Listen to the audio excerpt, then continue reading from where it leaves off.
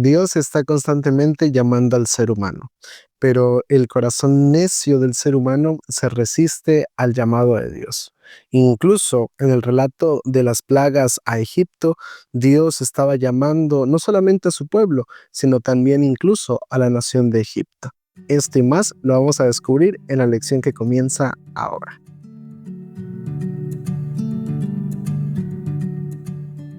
Hola, hola, ¿qué tal amigos? Me da mucho gusto saludarte y darte la bienvenida una semana más a esta serie titulada Presente 7. Estamos en la lección número 4 para el 26 de julio del año 2025 y el título de la lección es Las plagas. Y una lección muy interesante, gracias a Dios vamos avanzando en el estudio de esta semana. Y mira, el versículo para memorizar se encuentra en el libro de Éxodo, capítulo 9, versículo 35.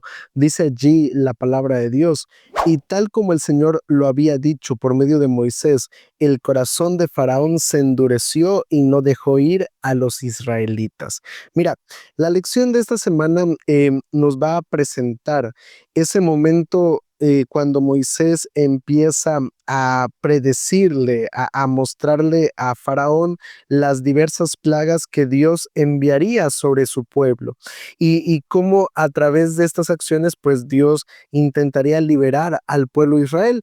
Pero no solamente se trata de ver o comprender eh, cómo Dios estaba intentando liberar al pueblo de Israel, sino también cómo incluso a través de esas acciones, a través de esas plagas, Dios estaba intentando liberar a Egipto. Pero liberarlo de qué? Liberarlo del orgullo y sobre todo liberarlo de la idolatría. Porque al final de cuentas, el relato de esta historia no solamente tiene como trasfondo la liberación del pueblo de Israel, sino principalmente es la lucha que ha venido desarrollándose a lo largo de la historia entre Cristo y Satanás. Una lucha que incluso tenía como protagonistas, en este caso, a los personajes de Moisés, de Aarón, del pueblo de Israel y Faraón y la nación de Egipto. Y nosotros a manera personal hemos dividido la lección en tres partes principales y si estás preparado, comencemos. La primera parte de nuestro estudio lleva como subtítulo Moisés contra el Faraón. Y mira, vamos a iniciar leyendo Éxodo capítulo 7, versículos del 8 al 13, que es justamente donde se desarrolla los primeros encuentros de las manifestaciones de Dios hacia el Faraón. Habló Jehová a Moisés y a Aarón diciendo: si el Faraón os responde, mostrad un milagro, dirás a Aarón: toma tu vara y échala delante del Faraón, para que se convierta en una culebra. Fueron pues Moisés y Aarón ante el Faraón, e hicieron como lo había mandado Jehová. Y echó Aarón su vara delante del Faraón y de sus siervos, y se convirtió en una culebra. Entonces llamó también el Faraón a los sabios y hechiceros, e hicieron también lo mismo los hechiceros de Egipto con sus encantamientos. Pues cada uno echó su vara, las cuales se volvieron culebras, pero la vara de Aarón devoró las varas de ellos. Sin embargo, el corazón del Faraón se endureció y no los escuchó como lo había dicho Jehová. Mira, aquí hay algunos aspectos muy interesantes. Dios le había dicho a Moisés y Aarón que el faraón iba a pedir que le mostrara un milagro. Y justamente, pues cuando se presenta Aarón y Moisés delante de faraón, pues es al desarrollarse ese momento donde Aarón hace ese milagro, esa maravilla, pues es porque justamente el faraón había solicitado esto, había solicitado pues como condición para recibirles que mostraran un milagro. Pero vemos allí que a través de esta acción, no solamente de realizar esta obra, esta maravilla, y no solamente a través de lo que ocurre cuando la vara de Aarón se come las varas de los demás hechiceros y magos, no solamente se muestra un milagro, sino principalmente se muestra la supremacía de Dios sobre la hechicería, sobre la magia de los egipcios. Y vemos allí esa confrontación inicial que se desarrolla entre Moisés y Aarón, pero principalmente, como te decía hace un momento, entre Dios y el dios que era en este caso el de los egipcios, que como veíamos hace unas semanas atrás, te decía que hablando de Faraón, la percepción que tenía de él no era solamente de un rey terrenal, sino principalmente de un dios.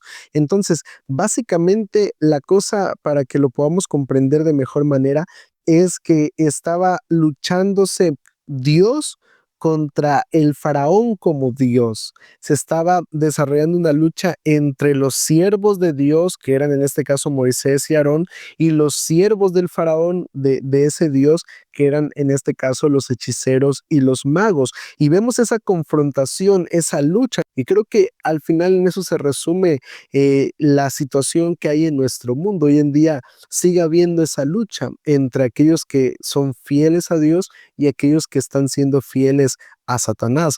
Pero mira, hay un segundo aspecto muy importante de esta primera parte de la lección y que encontramos en estos versículos. Y es justamente que cuando el faraón solicita a Moisés y Aarón que realicen un milagro, pues seguramente, aunque ya habían sido advertidos de que eso iba a ocurrir, de que Faraón no iba a liberar tan fácilmente al pueblo de Israel, realmente pues de alguna u otra manera se tenía la esperanza que tal vez a través de ese único milagro Faraón aceptara o decidiera pues liberar al pueblo de Israel. Pero en lugar de eso menciona allí la última parte del versículo 13. El corazón del faraón se endureció y no los escuchó como lo había dicho Jehová. Mira, al final de cuentas, los milagros pueden impresionar a las personas porque estoy seguro de que el corazón de Faraón quedó impresionado al ver todos esos milagros, esas maravillas de parte de Dios, de parte de Moisés y de Aarón. Pero no significa que por el hecho de que se hayan realizado milagros, de que se hayan realizado maravillas o este primer milagro en frente de Faraón, pues iba a ser suficiente para convencerlo realmente. Y es que realmente la cuestión es así. Muchos de nosotros como seres humanos estamos siendo impresionados a través de milagros, de maravillas, pero muchos aún seguimos resistiendo el llamado, la voz de Dios al corazón del ser humano. Aunque a mí me ha tocado conocer a muchas personas que incluso han visto cómo su vida ha sido librada de la muerte, de enfermedades, cómo Dios ha respondido en un momento muy específico y una oración específica sobre algún asunto en particular. Y aún así, aunque han visto esos milagros, aunque han visto esas maravillas de parte de Dios, se siguen resistiendo al llamado de Dios, porque la realidad es esa. Un milagro no convence muchas veces el corazón del ser humano. Y es que muchos de nosotros tristemente basamos nuestra fe solamente en eso, basamos nuestra fe solamente en milagros, en señales. Y cuando nuestra fe está fundamentada en esas cosas, pues es muy fácil, una, ser impresionados por cualquier milagro, por cualquier situación sobrenatural que ocurra, o bien puede que nuestro corazón pues realmente ya ni siquiera se impresione por esas cosas. Y por eso nuestra fe como cristianos debe estar verdaderamente fundamentada, verdaderamente basada en Dios. Vayamos ahora a la segunda parte de nuestra lección que lleva como subtítulo ¿Quién endureció el corazón de Faraón? Y mira, vamos a leer Éxodo capítulo 7, versículo 3, porque hay allí una declaración muy importante que la lección de esta semana nos invita a analizar. Pero yo endureceré el corazón del faraón y multiplicaré en la tierra de Egipto mis señales y mis maravillas. Mira, en estos versículos o en este versículo que acabamos de leer es atribuido a Dios el endurecimiento del corazón de Faraón. Pero ¿quién realmente endureció el corazón de Faraón? Es una de las preguntas que cuando uno lee este capítulo o estas declaraciones, pues se hace. ¿Realmente Dios endurece el corazón de Faraón? ¿Con qué propósito lo hace? ¿Lo hace con el propósito de hacer que el ser humano se pierda o simplemente pues ha elegido a unos para salvarse, a otros para perderse? Otra de las dudas que surgen al leer declaraciones como estas es, pues, no tenemos entonces libertad de poder elegir si es Dios quien endurece o ablanda el corazón del ser humano. Y mira, para ahondar un poco más en este aspecto, es importante destacar que por lo menos en 9 veces aparece atribuido a Dios el endurecimiento del corazón de Faraón. 9 veces el libro de Éxodo menciona, y la Biblia en general mencionan, que Dios endureció el corazón de Faraón, pero otras 9 veces también se menciona que es el mismo gobernante quien endurece su propio corazón.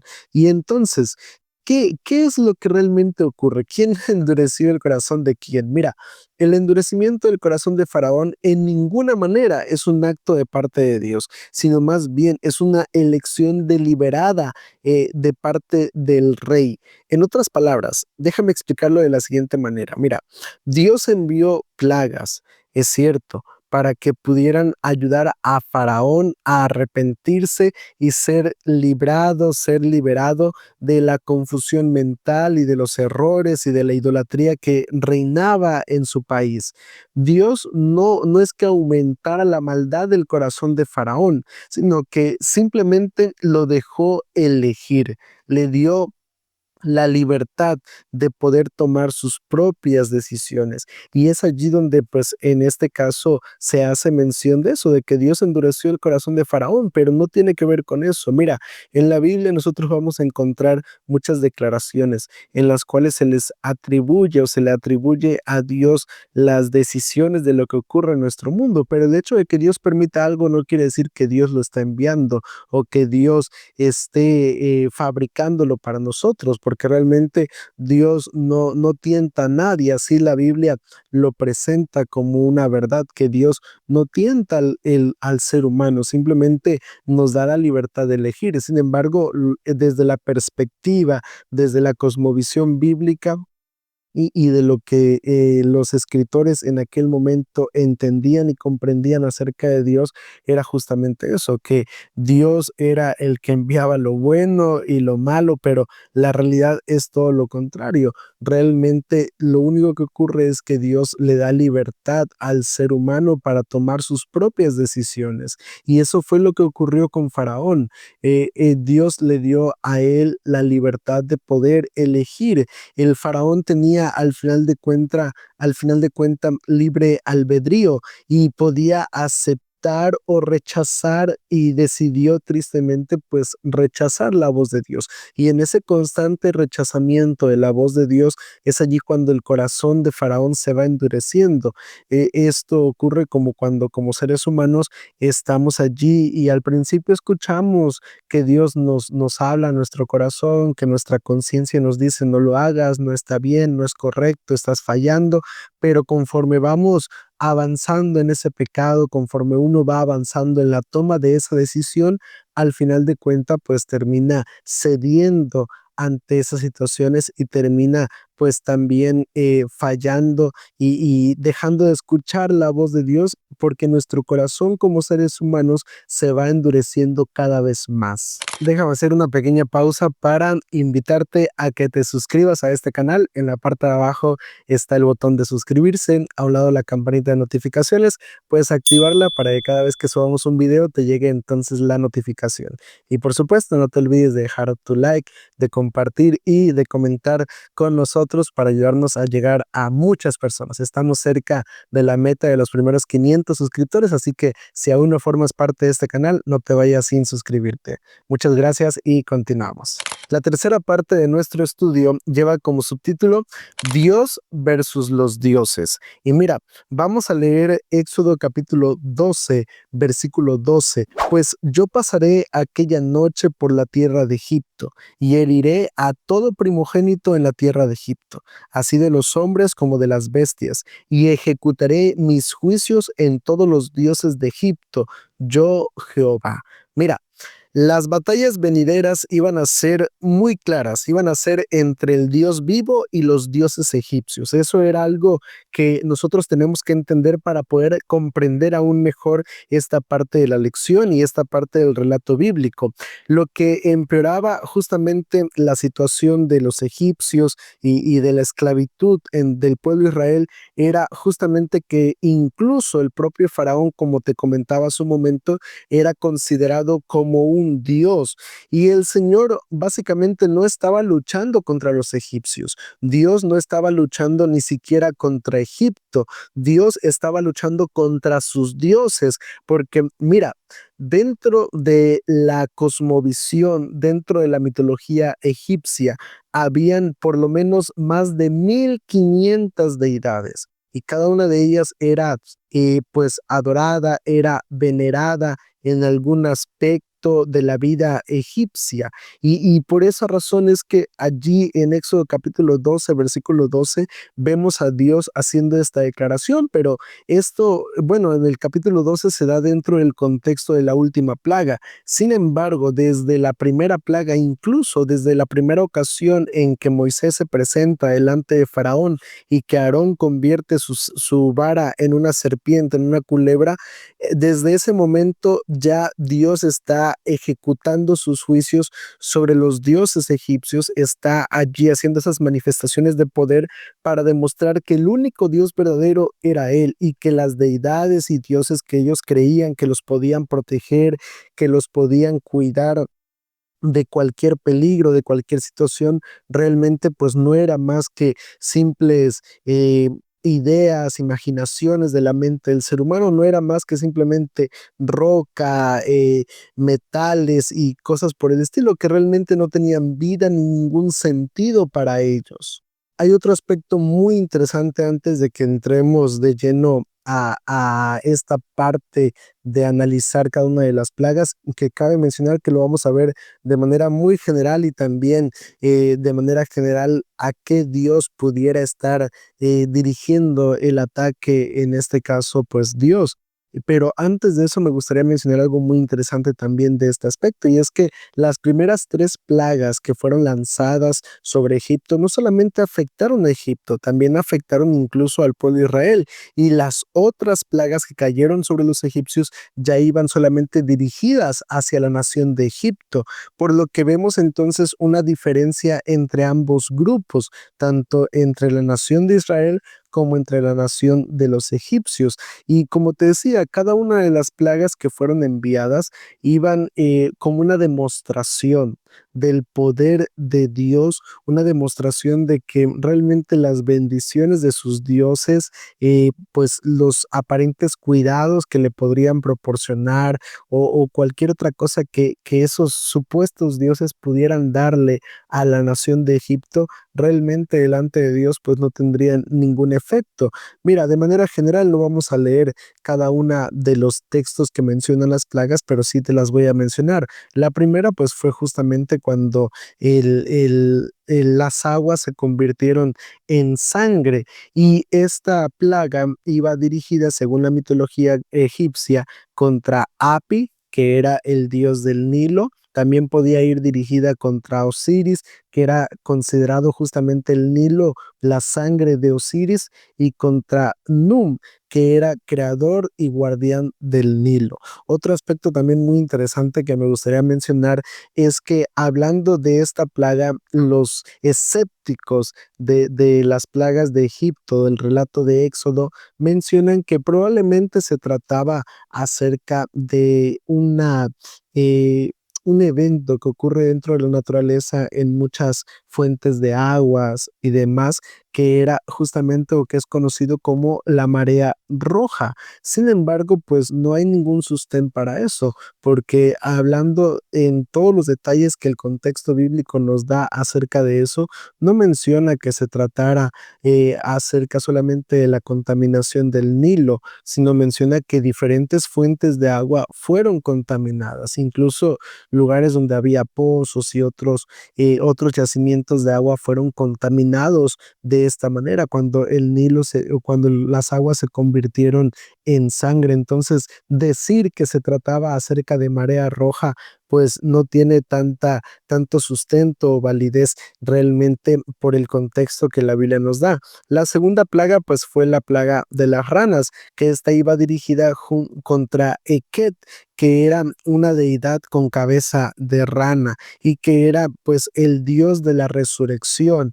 Y ahora imagínate ese momento, porque esta parte, cuando yo la estaba analizando y estudiando, sí me causó mucha impresión y escalofríos y tantas cosas, porque imagínate, yo no sé si alguna vez tú has ido a un lugar donde hay algún estanque de agua o donde sea pantanoso o haya algún yacimiento de agua cercano, pero cuando vamos a lugares como esos, tú escuchas el croak de las ranas y es un sonido que llega a ser molesto, llega a ser, y si se escucha con muchos animales alrededor, pues llega a ser bastante ruidoso y algo que da mucha molestia.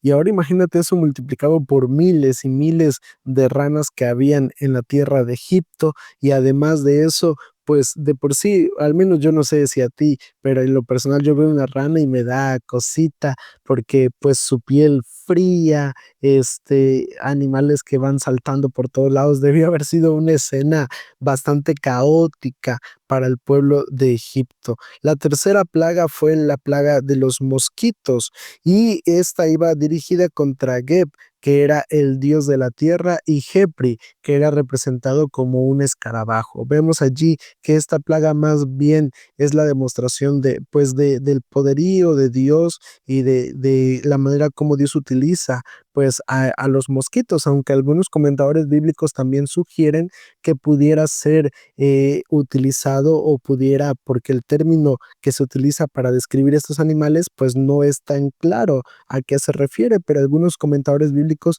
dicen que probablemente se refiriera a lo que al menos aquí en México conocimos como chaquistes, que son pequeños mosquitos que no te das cuenta, pero una vez que te han picado, pues te producen ronchas bastante grandes y que son también muy molestos. Entonces, algunos comentadores sugieren que probablemente se refiriera a estos. La cuarta plaga también fue acerca de las moscas, y esta iba dirigida contra el dios Uadhit, que era la diosa de la mosca, y Jepri, que era también el dios con cara de escarabajo.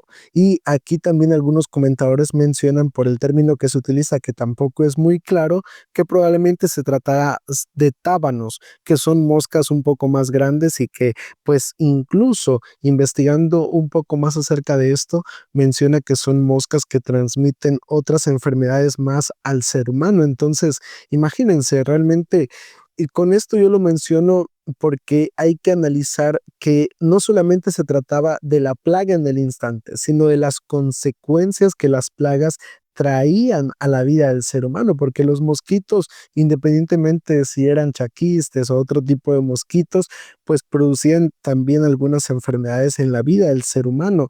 Y lo mismo en el caso con las moscas, y sin importar qué clase de moscas fuera, traían enfermedades a la vida del ser humano. La siguiente plaga fue la peste del ganado, que iba dirigida contra Hathor, diosa madre con forma de vaca, Apis, que era el dios toro, Nebis, que era un toro sagrado de la ciudad de Heliópolis, y pues algunos comentadores también mencionan que probablemente se tratara de la enfermedad de la tristeza que se da en este caso en las vacas, que es producida por parásitos y que al final pues hace que el ganado muera, pero pues no es tan claro cómo es que el ganado enfermó, pero al final terminan también perdiendo esa parte y se demuestra el fracaso sobre esas creencias o dioses que tenían los egipcios. La siguiente plaga fue la de los forúnculos, que era dirigida contra Isis, que era la diosa de la medicina, la magia, la sabiduría, contra Sekhmet, que era la diosa de la guerra y de las epidemias, y contra Imhotep, que era la diosa de la medicina y la curación. Y vemos allí, pues también qué molesto debió haber sido para el pueblo de Egipto, pues el sentir todas esas llagas, esos forúnculos o esas úlceras que salían en su cuerpo, que también pues causó dolor y seguramente muchas desgracias para el pueblo de Egipto. La siguiente era la del granizo, que iba dirigida contra Osiris, que era la diosa de la cosecha y la fertilidad, contra Nut, la diosa del cielo, y contra Set, dios de la tormenta, la guerra y el desorden.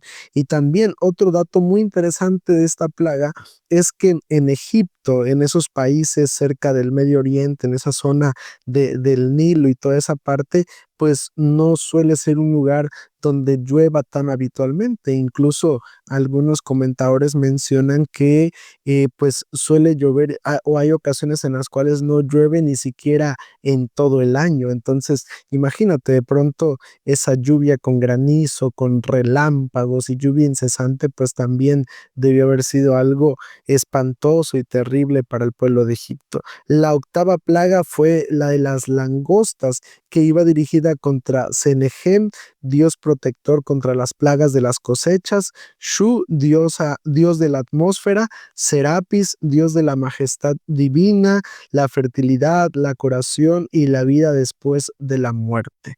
Y contra esos dioses iba dirigida esta plaga y pues también, no sé si alguna vez tú has visto langostas comiendo pues un plantío, pues es algo que realmente también es terrible. Me tocó una vez verlo cómo devoran y literalmente acaban con todo, con todo, con todo. Y además de eso, pues cuando se ve en el cielo es algo que pues oscurece completamente el cielo, se ven cientos de animales volando y arrasando con todo, y por los lugares por donde pasan, pues sin duda alguna arrasan realmente con lo que haya sembrado, ¿no? Entonces, también tristemente perdieron ese aspecto de su vida.